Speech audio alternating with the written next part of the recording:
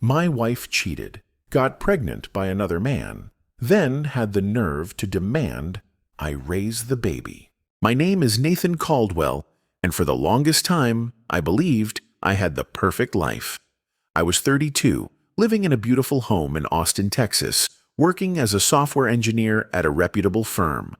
Life was steady, predictable, and I liked it that way. And then there was Celeste Whitmore, my wife. She was everything I had ever wanted, charming, intelligent, and, at least in my eyes, faithful.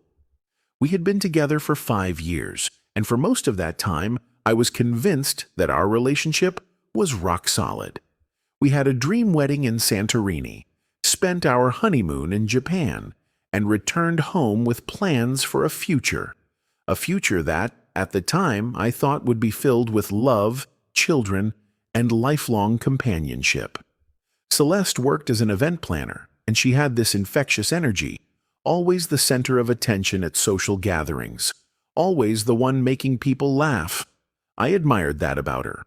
While I was more reserved, she was the spark that made life exciting. For the past year, we had been trying to have a baby. It hadn't happened yet, but we were hopeful. At least I was. But I was about to learn that the life I thought I was living, the marriage I believed in, was nothing but a well-constructed lie. This is the story of how my wife cheated, got pregnant, and then demanded I raise the baby, and how I made sure she regretted it for the rest of her life. If you had asked me a year ago, I would have told you my marriage was perfect. I genuinely believe that. Celeste and I had everything: love, stability, and a future we were building together. We lived in a spacious suburban home in Austin, with a backyard big enough for the family we were planning to have. Weekends were spent going on road trips, trying new restaurants, or just watching movies together on the couch. We had our little traditions: Saturday morning pancakes, Sunday evening wine nights, things that made our marriage feel strong. Celeste was the kind of woman who could walk into a room and instantly own it. She had this charisma that drew people in, made them feel special, and I loved that about her. I was the quiet one, the planner, the man who thrived on structure. She was the one who added spontaneity to our lives. For the past year, we had been trying to start a family. Every month, we would take a test, and every month, when it came back negative, I would hold her while she cried, whispering that our time would come. But despite those small disappointments, I never once doubted her love for me, until she started changing. At first, I brushed it off as stress from work. She was busier than ever, pulling longer hours for high-profile clients. She was always on her phone, but whenever I walked into the room, she would lock it instantly. I told myself I was overthinking. Then she started going out more, sometimes without telling me. When I'd ask, she'd give me a quick kiss on the cheek and say, "Just meeting some friends. You wouldn't want to sit through hours of wedding talk anyway." Celeste had a close-knit group of girlfriends, so this didn't seem odd at first. But the thing is, something felt different. She wasn't just busy, she was distant. She didn't laugh as much around me anymore. She didn't look at me the same way. And for the first time in 5 years, I found myself feeling like a stranger in my own marriage. I wish I had trusted my instincts right then, because what I didn't know was that the woman I loved was lying to my face every single day. And soon, my world was about to come crashing down in ways I never imagined. Looking back, I should have noticed the red flags sooner. Celeste had always been affectionate, random hugs, quick kisses as she passed by, sending me texts during the day just to say she loved me. But suddenly, those little gestures started fading away. She stopped kissing me goodnight, stopped cuddling on the couch, stopped asking about my day. At first, I chalked it up to stress. Maybe work was just too demanding. But then, small things started adding up. One night, I woke up at 2 a.m. and realized she wasn't in bed.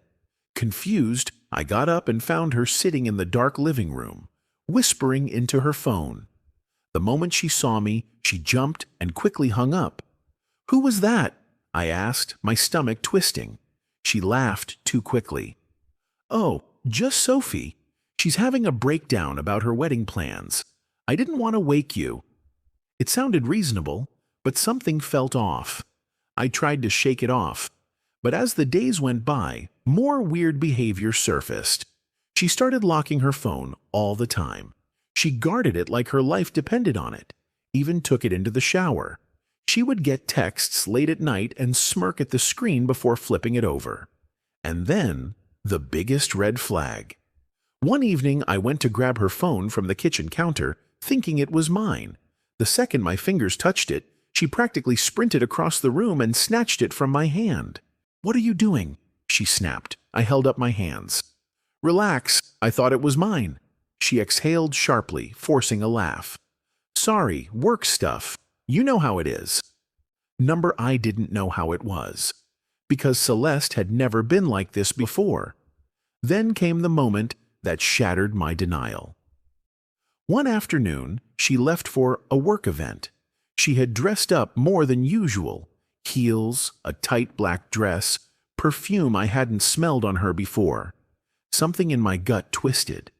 After she left, I felt an overwhelming urge to check our home office computer.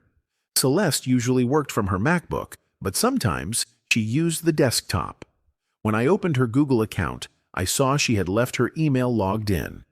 And that's when I found a reservation confirmation for a hotel room. A hotel I had never been to. A reservation for 2 people. The check-in time? 30 minutes ago. My vision blurred, my hands clenched into fists.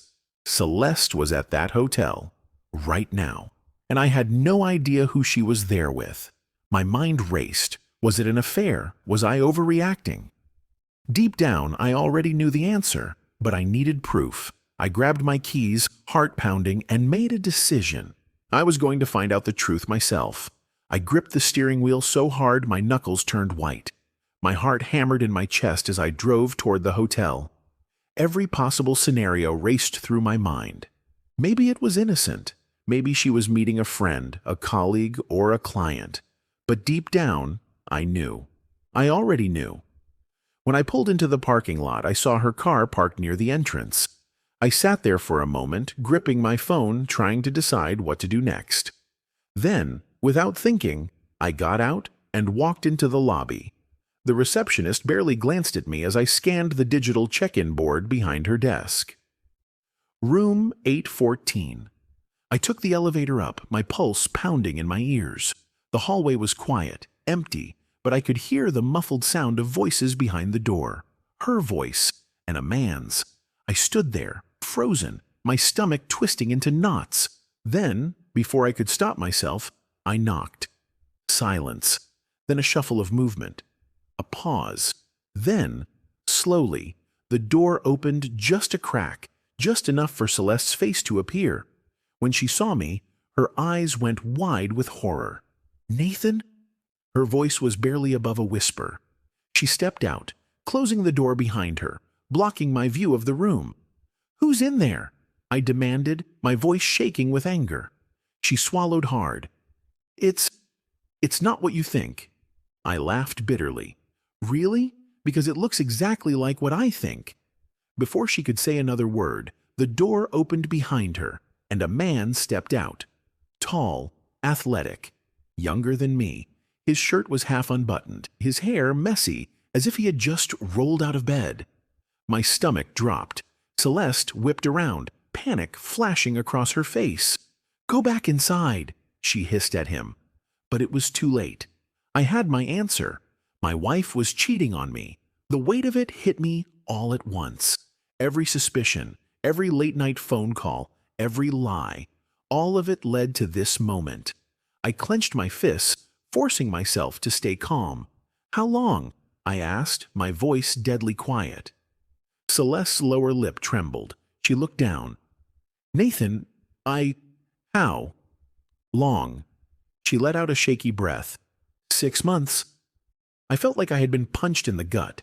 6 months, half a year of lies. The man, her affair partner, had the audacity to look bored, as if I was some minor inconvenience. I took a deep breath, my jaw tightening. You know what? Forget it. We're done. I turned to leave, but Celeste grabbed my arm. Wait, there's something else. Something I need to tell you. I shook her off. I don't care. We're finished. She bit her lip, hesitating. Then she whispered, I'm pregnant. The world stopped. I slowly turned to face her. What? Tears welled in her eyes. I just found out a few weeks ago, and she swallowed hard. It's not yours. I stared at her, my mind refusing to process what I had just heard. Celeste, my wife, was carrying another man's baby, and in that moment, something inside me snapped. I don't know how long I stood there, staring at her, my mind completely blank. The words, I'm pregnant, echoed in my head, but it was like they were coming from someone else. She reached for me, her hands trembling, trying to grab my arm again. Nathan, please just listen to me. This isn't how it was supposed to happen. I made a mistake. It was just a fling, but I love you. I'm still your wife. Her voice cracked, and I wanted to believe her. I wanted to so badly, but how could I? How could I ever trust her again after everything she had done? I pulled back, holding up a hand to stop her. Love me? After all of this? After what you've done? My voice was shaking with anger, but it was also laced with disbelief. You cheated on me. You lied to me. And now you're telling me that you're carrying someone else's child? Celeste's face twisted with frustration. I didn't want it to be like this. I didn't want to hurt you, Nathan. I don't know how things got so out of control, but please don't leave me. We can work this out. I need you. I stood there in silence, struggling to process the mess she had just thrown into my life. I had no idea what I was supposed to say, but my anger wasn't done yet. How long were you planning on keeping this from me? I finally asked, my voice colder than I meant it to be. Were you just going to hide it forever?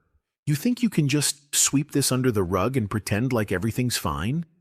She let out a desperate sob. I don't know. I don't know what to do.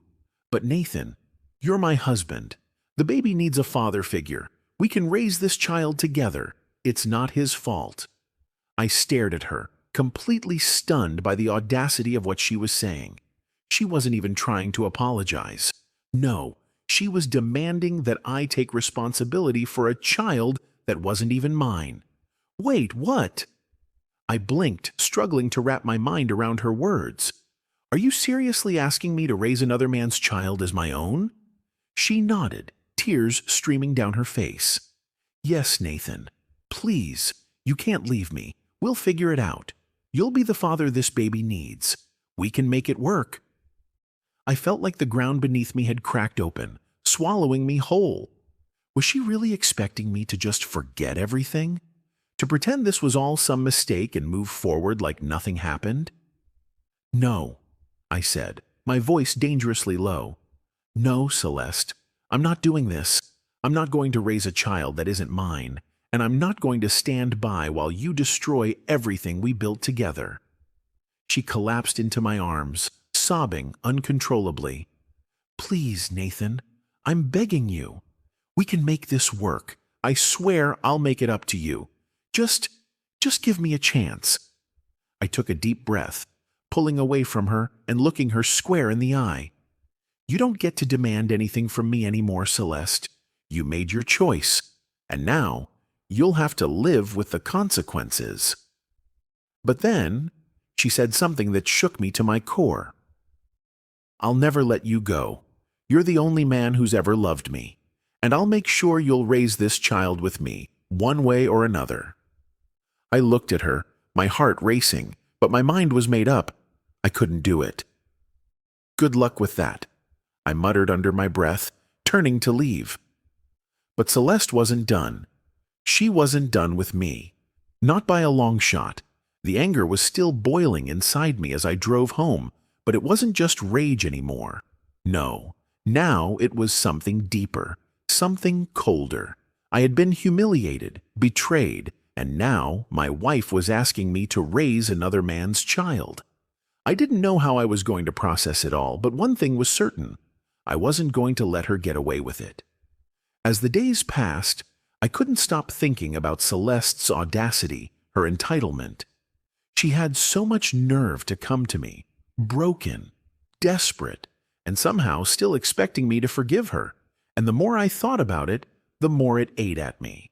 She needed to be taught a lesson. I'm not proud of what I was about to do, but I knew one thing. I wasn't going to let her walk away from this without experiencing the pain and humiliation that I felt. At first, I wasn't sure how to go about it. I couldn't just confront her and tell her that I was going to get revenge.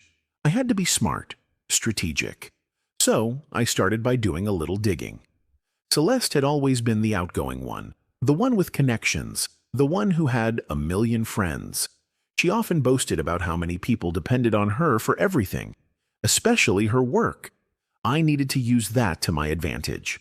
The first thing I did was contact one of her closest friends, Amanda, a woman who had been at our wedding and was always by Celeste's side. She was the kind of friend who would do anything for Celeste, and I knew she was likely in the dark about what was really going on. I reached out to Amanda under the guise of needing to talk about some personal matters. I acted upset, told her that I was struggling with everything that had happened, and hinted that Celeste had been acting distant, that there was something off. Amanda was, unsurprisingly, sympathetic. She asked for more details, but I knew better than to dive too deep too soon. I kept it vague, letting her fill in the blanks. I wanted her to think I was just hurt and confused. I didn't want to give away too much, but I could tell she was starting to suspect something wasn't right with Celeste. I could feel her pulling away from her friend, and that was exactly what I wanted. Then I went one step further. I reached out to a few of Celeste's clients, the ones I knew she was closest to, the ones who trusted her with big event planning projects. I subtly hinted that I was concerned about her work ethic, about how she had been distracted lately, and how I had noticed her not responding to emails or phone calls the way she used to. The seeds of doubt started to grow. By the end of the week, Amanda was calling me, asking if she could talk to me about what had been happening between Celeste and me. She had heard rumors, things about Celeste's recent behavior that didn't line up with what I had told her. I knew exactly what she was talking about. "I think you should know," Amanda said carefully, "that Celeste has been spending a lot of time with this guy named Ryan. A lot of time." My heart dropped. So Celeste wasn't even trying to hide it anymore. She was parading around with this guy, flaunting it like it was no big deal. I couldn't let that stand. I smiled to myself, satisfied with how things were unfolding. I had planted the perfect seeds of doubt. I had made sure that Celeste's own friends and clients were starting to question her loyalty. I knew I had to keep going, build the pressure, make her feel the heat. But I had to be patient. The game had started, and I was playing to win. The tension in our house was unbearable. Every conversation felt like a game of pretend, a carefully orchestrated act where we both wore masks. I acted like I was trying to salvage things, and she pretended everything was fine. But beneath the surface, the truth was suffocating us both. I could feel the walls closing in on Celeste. She was no longer the woman I had married, the woman who could command attention with a smile, who always knew what to say, who could talk her way out of anything. Now, she was unraveling. It didn't take long before the cracks began to show. One evening, Celeste returned home from work looking exhausted. Her eyes were red, her hair slightly messier than usual. She went straight to the kitchen, barely acknowledging me. I watched her, letting the silence stretch between us, knowing it was only a matter of time before the pressure broke her. Finally, she turned to face me, and I saw it. Her facade slipping. The woman who had once been so composed was now on the verge of falling apart. "Nathan," she said, her voice soft, "we need to talk." I crossed my arms. "We've been talking for months. What's there left to say?" She flinched, but then took a deep breath, as if gathering what little courage she had left. I know you've been talking to Amanda and the clients, and I can't keep pretending anymore. Pretending? The word stung. I had spent months being lied to, manipulated, and humiliated, and now she was acting like she was the one burdened by the situation. Celeste, you've been pretending for a long time, I said, my voice flat. But I'm done pretending. She took a step forward, desperate. I don't want to lose you, Nathan. Please, I'll do anything. Just tell me what you want from me. I shook my head, feeling a sense of cold satisfaction. I had watched her weaken, and it wasn't just about revenge anymore. It was about her facing the consequences of what she had done to me. What I want is for you to face reality. You've already destroyed this marriage, and now you're asking me to play the role of the loving husband while you carry on with some guy's baby. I shook my head, disgusted. You've lost the right to ask anything from me, Celeste. Her face twisted, tears beginning to form. I never meant to hurt you. I swear. I thought I could keep it all together, but You what? I interrupted. Thought I wouldn't find out? Thought you could just have it all, the affair, the baby, and me? And I'd sit here like a fool and accept it? She staggered back, visibly shaken. No, Nathan, I wasn't trying to hurt you. I thought I could fix everything. I thought you'd understand. I laughed bitterly. Understand what? That you want me to raise another man's child while you carry on with your affair? You can't just wave a magic wand and make this right, Celeste. This is what you've done, and now you're going to live with it. Her face crumpled, and she dropped to her knees. Please, Nathan, don't leave me. I can't do this without you. I made a mistake. I don't love him. I love you. But I didn't feel sorry for her. Not anymore. I stood there for a long time, letting her sob at my feet. But I didn't move. This was her reckoning, and I wasn't going to be the one to rescue her. I wasn't the fool she thought I was. I wasn't going to play the part of the understanding husband who simply forgave and moved on. Not this time. And then, as I watched her struggle to breathe between her tears, I realized she had no idea what was coming. The next stage of my plan was already in motion, and this time there was no turning back. I had waited for the perfect moment, for Celeste to believe she was still in control, for her to think that the storm had passed. But this was far from over. I had a plan, and now it was time to execute it. Celeste had no idea that the people she had betrayed, her friends, her clients, even the people she had trusted, were starting to turn on her. All it took was a few strategically placed conversations, a few well-timed whispers, and the foundation of her life was starting to crack. I had planted seeds of doubt in every corner of her life, and now they were growing. People were asking questions Celeste wasn't prepared to answer. The first blow came when Amanda called her out on it. I had been careful with how I had manipulated the situation. I made sure Amanda wasn't overtly aggressive, just concerned enough to make Celeste feel cornered. The result was devastating. Celeste had lost her best friend. Amanda texted me later that night. I had no idea. I thought I knew her. I can't believe she did that to you, Nathan. It wasn't just Amanda, though. The clients she had worked with for years began to notice her lack of professionalism. There were whispers at the office, gossip at social gatherings. Things started to fall apart around her, and I didn't have to do a thing. It was as if the world was turning its back on her, and all I had to do was watch. But I wasn't finished. I wanted her to feel what I had felt. Humiliated, betrayed, and powerless. So, I made a decision. The next step was to make her publicly accountable for what she had done, not just to me, but to everyone. I knew that if I played my cards right, she would never recover from this. I took a deep breath, grabbed my phone, and texted a friend of mine, a journalist.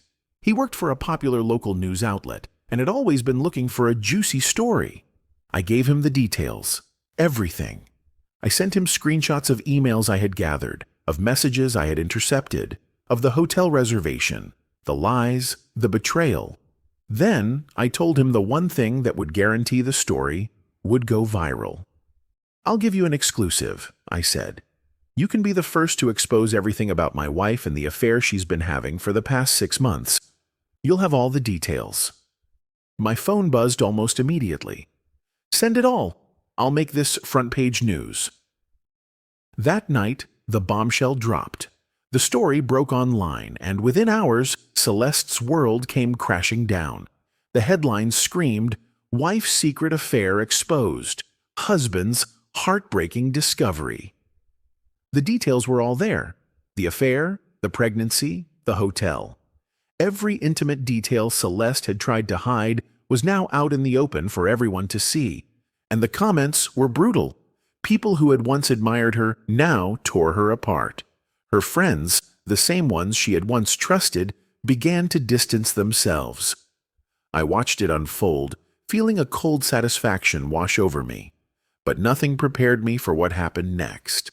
Celeste, who had once been so confident, so sure of herself, was now a shadow of the woman she had been. She texted me that night. "Nathan, please, I didn't want this. I never wanted this to happen. Please, just help me. You can't let it go like this."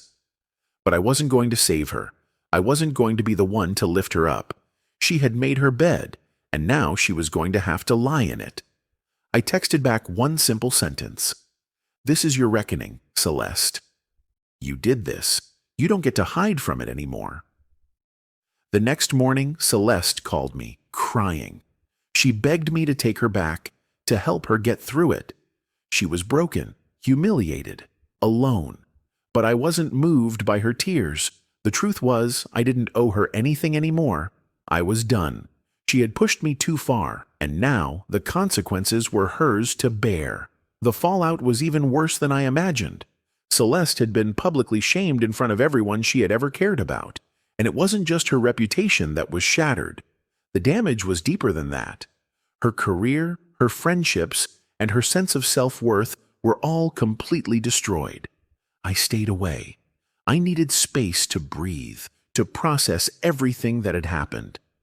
I had put so much emotional energy into planning my revenge that it wasn't until the storm hit that I felt the weight of it all. But the weight didn't come from guilt. It came from the realization that I had won. I had made Celeste face the consequences of her actions, and while she had tried to beg and plead, it didn't matter anymore. I had done what I set out to do. But as the weeks passed, I began to feel a strange emptiness. Watching Celeste spiral, watching her crumble in the wake of my revenge, it didn't feel as sweet as I thought it would. I kept telling myself it was deserved, that she had brought this on herself. I had every right to make her suffer. After all, she had done the same to me. But the nights were long, and the silence in my apartment felt too loud. I thought back to the good times, before the affair, before the lies. I thought about how we had once been happy, once been in love. And the truth was, I missed her in ways I hadn't expected. But I couldn't go back. I couldn't go back to being the man I was before, the man who would forgive her and let her walk all over me again. I had changed, and Celeste had changed me. The phone rang one evening, breaking me out of my thoughts. It was Amanda. "I need to talk to you about Celeste," she said, her voice strained. I sighed. "What about her?" "She's a wreck, Nathan. I've never seen her like this before. She's completely isolated herself from everyone. Her clients are pulling away from her. She's broken. She needs you." I almost laughed at the irony. The woman who had destroyed me was now asking for my help. I wasn't sure what to say. I had no intention of being her savior, no intention of stepping in to fix her mistakes. But hearing Amanda's concern, I felt a twinge of something. "I can't help her, Amanda," I said firmly. "Not after everything she did." Amanda was silent for a moment. I know. I wanted you to know. She's not the same person anymore. She's suffering. I hung up the phone and leaned back in my chair. Celeste was suffering, but that didn't mean I owed her anything. I had done what I needed to do. I had gotten my revenge. But now I had to move on. I couldn't stay stuck in the past, not for her. Days turned into weeks, and eventually I stopped checking in on Celeste. I stopped following the gossip, stopped worrying about her. She wasn't my problem anymore. And then one night, I received a letter in the mail. Something that would change everything. It was from Celeste. In the letter, she poured out her heart, apologizing for everything she had done, begging me to give her one last chance. She confessed that she had never loved the other man, that it had been a momentary lapse of judgment, a desperate mistake. But what really hit me were the last lines. I can't imagine a life without you, Nathan. I know I don't deserve your forgiveness, but I need you to know I love you. Please don't walk away from me forever. I stared at the letter, unsure of what to feel. Was this a real apology, or was it just another manipulation? I closed my eyes and took a deep breath. I had no idea what the future held, but I knew one thing. I had finally taken control of my life. Celeste had betrayed me, but in the process, she had taught me a valuable lesson. Sometimes, the most painful experiences were the ones that led to the most profound personal growth. And now, I was free. What I did next was up to me. But one thing was for sure. I wasn't going to let her back into my life unless it was on my terms. If you've made it this far, I want to hear from you. What do you think of Celeste's actions? Was my revenge justified, or did I go too far? Drop a comment below and let me know your thoughts. If you've ever been betrayed, how did you deal with it? Your story might just help someone else who's going through the same thing. Don't forget to like this video if you found it compelling, and subscribe for more content like this. If you want to see more stories about relationships, revenge, and personal growth, hit the notification bell so you never miss an update. I'll be posting new stories every week, and trust me, you won't want to miss the next one. Thanks for watching, and remember, life is too short to let anyone walk all over you. Sometimes you have to take control and demand the respect you deserve. I hope this story resonated with you and that you found some strength in it, no matter where you are in your own journey. Take care, and I'll see you in the next video.